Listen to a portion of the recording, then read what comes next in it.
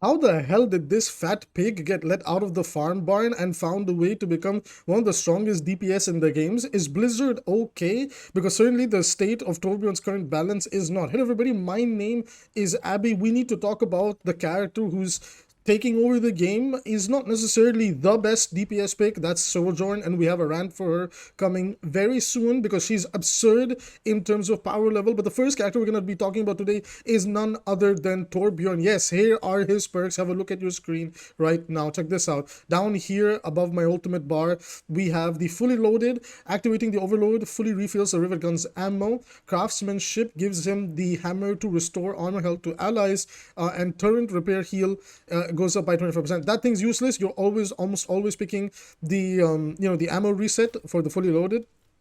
Then you get two of the most insane perks that any character could have asked for. Number one, Overloaded Turret is so broken because it's basically Torb's like level 3 turret. It pretty much is a level 3 turret, and what happens is you can deploy it, and when you're facing another tank and they're like staying at you, though, especially if it's a tank that doesn't have a barrier, you melt them so fast, you melt them so quick that like it is absurd, right?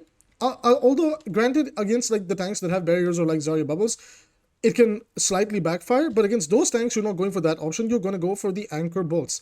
Anchor bolts, what it does, it gives Torbjorn the ability to put the turret on the wall. So this is what that looks like. You have the turret.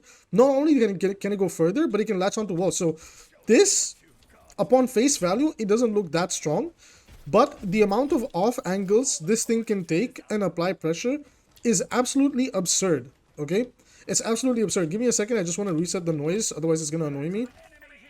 All right, and the problem with Torbjorn's perks is Torbjorn was never bad. You guys know that I always rated Torbjorn really high, and I've always attributed that Torbjorn was never bad. And it was just a case of a lot of people just don't like to play Torbjorn because he's boring to play. Like, he's really brain dead to play. You're pretty much just like sitting behind your turret, sometimes body blocking for it, shooting down the choke, doing all the damage you can, and then spamming your right click when somebody gets close as a Sweat or Reaper, right? The problem with Torbjorn now is he becomes an unbelievable counter to dive comp, especially in ranked and solo queue, or even like, you can do so much with him in so many different ways. It's insane. So being able to place the turret on a high ground is so scary because what that means is because of like, how popular Tracer can be, and sometimes like even Genji, you can place the turret in such a way where they have no access to it in any way to contest it. Maybe Genji can sometimes contest it, but Tracer is basically screwed. Tracer is basically screwed. It also kind of does a good job sometimes if you have the range to basically make sure like Sojourn has to respect the pressure that it brings. But that's about it really. It's also really good at just permanently applying the DPS passive. Like, seriously, this was one of my biggest gripes. Why do turrets apply the DPS passive? Torbjorn's turret has incredible range. It locks onto a target and it does not get off of them unless they break line of sight. If you are playing a tank that doesn't have a barrier or like a bubble or some like anything like that, you are basically permanently 25% heal reduced against Torbjorn. Not to mention that when Torbjorn presses E, what's this? He goes up to 400 HP. He has overhealth, armor, and the normal HP. Torbjorn is ridiculously tanky. He has incredible poke. He's a really good duelist. And he can fit into a lot of poke and brawl-based compositions. And literally, the only thing that holds back, holds him back from like taking off as a character, is when certain hit scans are like really good, like Sojourn's really good, so like good Sojourns can farm him. But the problem with him is he's just boring to play. So even if you're abusing Torb, there comes a point where you just get bored of playing the character because, his gameplay loop is a little bit too simple and straightforward. There's nothing overly intuitive that you can do to make him interesting, right? So the thing with Torb is when it came to the perk department, he really got the best of everything. Like, he only has like technically one useless perk that you don't care about, which is the craftsmanship, where you can like, if you have a target that has armor, you can heal that target, which is like, why would you ever want to do that? And healing up the turret is just pointless because if you've lost the turret and the enemy's pressured you enough, then you're just gonna lose that team fight anyway. So fully loaded is almost always the better perk to go for to get the ammo reset. And not just that, it basically, like, if you're doing like a poke war with the enemy team, during the poke war, being able to just consistently put out that damage, then put out the reset rivet gun like hyper rapid fire, and then reload into another fire again. There's so much consistent damage coming out with Torbjorn. His pressure cycle is so high. So, like, how do you approach Torbjorn and you nerf him? Now, the minor perk for fully loaded is okay. I'm willing to keep that around. But there's a few things we have to approach. Number one, by far, the number one thing we have to do is the turret on the wall might have to go. That thing is a lot more scary and oppressive than a lot of people want to give it credit for. It really is really difficult to deal with when there's certain places in the game that are really hard to reach or find an angle on. And if you try to take that angle, either Torbjorn or his teammates will burst you down. Okay, so that is like the number one thing we have to look at. Number two, even if they want to keep Torbjorn in the state that he currently is with his perks and keep him strong, the first priority to nerf Torbjorn's power level, or to make him a little bit more balanced, is to nerf the fact that the turret can apply the heal reduction.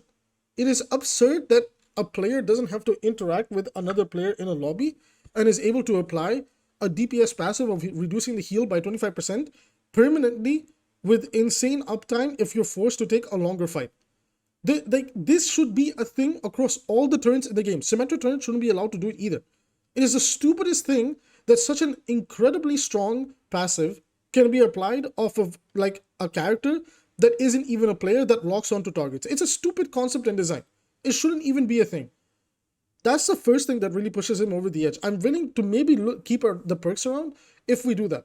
Number two, I honestly think we could slightly rework the way Overload and level 3 turret works and allow that when Torbjorn is in his ultimate, you can spread around like all the lava and everything, but if you have like during the time you're spreading around the lava, allow the turret to then upgrade to level 3.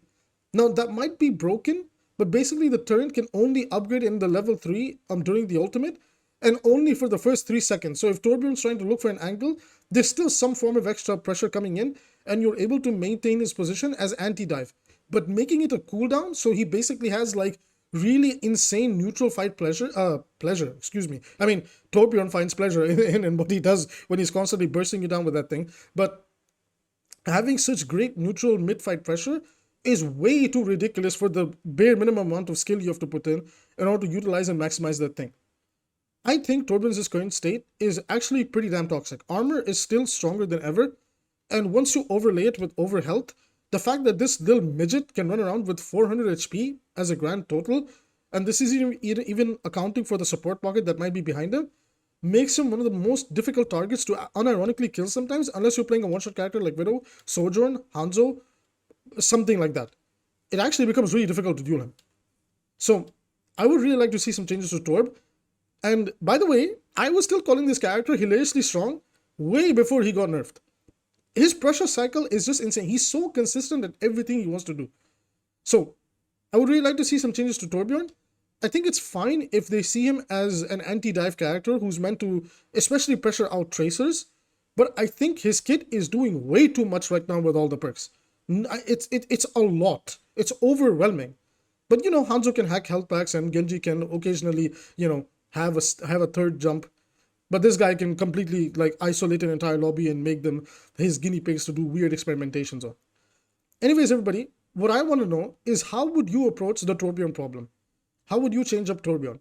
Tomorrow I'm going to be talking about Sojourn, and I've been saving this one for a while. Been working on this one for quite a bit in terms of scripting and understanding like where she's strong and why she's strong. But Sojourn is by far the best character in the game again. And she's ridiculously unhealthy for the game. So tomorrow is going to be the Sojourn rant, why she's strong, where she's strong, blah, blah, blah, as usual. So with that being said, I will see you guys in tomorrow's video. And as always, to support the channel for free, all you have to do is like and subscribe.